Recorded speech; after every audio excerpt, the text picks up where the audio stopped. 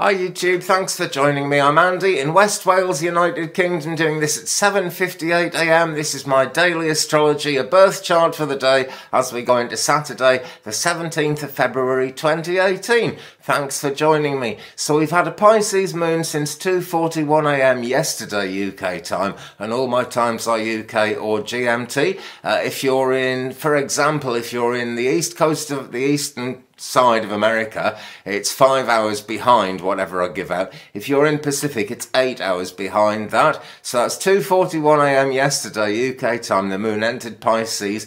She's actually in Pisces right through the day, but at 22:13 tonight, 13 minutes past 10 in UK, she goes void in Pisces and enters Aries 12:04 tomorrow, 4 minutes past midday. So that's nearly a 14-hour void.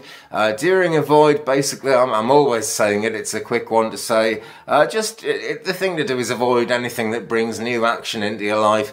Try and be looking back, consolidating what's recently happened, and there has been a lot, hasn't there? Because we've had the partial solar eclipse and the new moon. Now, an eclipse like that stays in the influence of astrology for about 6 months after, so the energy from it has waned a lot because we're past the big kind of fulcrum of where it all happened. But as we move forward, it is still part of the influence in a very positive way. Things do sort of change now as we go on through the week, but basically tomorrow the big thing is the new Aries moon. First of all, it's not a new moon, but it's newly in Aries tomorrow.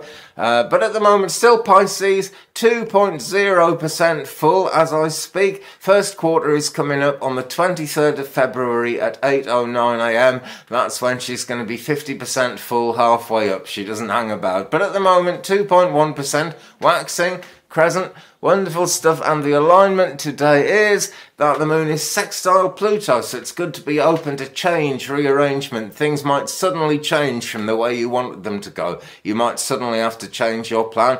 But quite honestly, when this happens, people are usually quite happy in the end when they've changed their plan, because it takes them, the universe knows where we're trying to go better than we do. That's all I can say. So be open to that change. Don't be inhibited. Try and go with the flow, yeah? The energy of the moment is strong, so try and go with the flow. Evaluate, make sure you're happy with it, but going with the flow is really where it's at. Mercury is conjunct in the sun now, and Mercury not being retrograde yet. Will be as we go into March, but not yet. Mercury is still direct. A time of any decision-making needs to be done based on rules and regulations, really.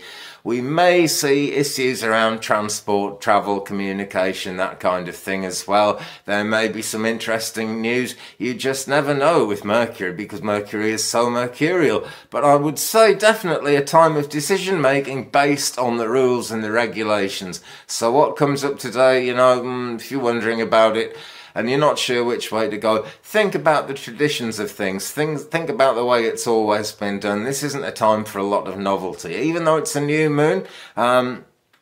But the energy is now in with the new moon, so if you want to actually launch something, it may not be a bad time. I would say tomorrow's even better for that, to be honest. But it's not a bad time to start thinking about, launching your plans and making things happen. Under a Pisces moon, it is a leaf day in the biodynamic cycle, just like yesterday was. So don't forget the leaves of the tree that give you shelter. Look after them. Make sure they're okay, because they will look after you. Now then, February the 17th, we also have a change, change partly to do with the eclipse situation, actually, because Mars and Mercury both got involved with the eclipse and the new moon. But Mars today is moving into a square with Neptune. It can be confusing. It can make people kind of defeatist and decide they can't be bothered doing a certain thing, or that a certain thing that they want to do is bound to fail, so they maybe put it off. It's an illusion when that comes up today, because that is just the way the planets are going. Basically, you've got the sort of, not exactly hostile, but the real forward thrusting, getting things done energy of Mars on the one hand, and then that joins up with Neptune, which is a bit of a pacifist. It's all about inspiration, dreams, that kind of thing, and the psychic. So it softens it a lot. However, Neptune is also a bit to do with illusion, so it's worth thinking about that as well. And of course, Neptune is the ruling planet of Pisces, which we're about to move out of. So, you know, things a little bit convoluted there, but pretty much all going in the same direction. When you think about it, take it seriously and go that way. Let's have a quick look at spaceweather.com. Let me see now. Solar wind speed is increasing, 484 kilometers a second right now. 8.3 protons a cubic centimetre the density, so it's less dense than it was yesterday, but a lot faster moving. And the solar wind has actually arrived that I've been talking about for the last few days. Sunspot 2699 is just about burned out now, and it's going around the back of the sun. But before it burned out, it sort of morphed into 4 great big sunspots, each one bigger than the Earth. You know, it's massive. So there was a huge solar flare then, as something was ejected, coronal mass ejection, that's it, a strand of magnetism was flung off the face of the sun, travelling through the universe. Yesterday it passed by us, but it has really disturbed the atmosphere around the planet in a physical sense. And so today there's a 30% chance of geomagnetic storms, and tomorrow as well, actually. This is going to be great for sky watchers in parts of the world where you can actually see, the lights in the sky. They're going to be really enhanced at the moment, so that is going to be good. X-ray solar flares, 6-hour maximum A6, 24-hour A6, both of those taken at 3:43 a.m. UTC today, February the 17th.